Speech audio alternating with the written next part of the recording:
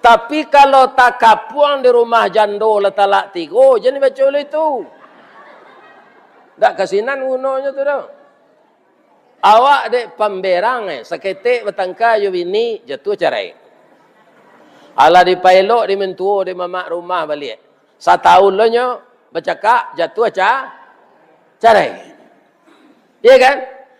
Nya ndak perlu cerai kau do. Kalau berang bini kau pak bercelalek di bibi bini kau. Munculnya cuma peluru rambut, ndak putui sanyui munculnya kau. Bawa si anak main kelaman. Ada bawanya, dimasukkan ke buayan kain tu. Di buayan anak kau. Baliannya kue. Kalau ndak dolang, kau yuang lajak sehari yang mak kau tinggal. Kan? Habis kau lah sana nanti sebuah lo kopi dia nyolek.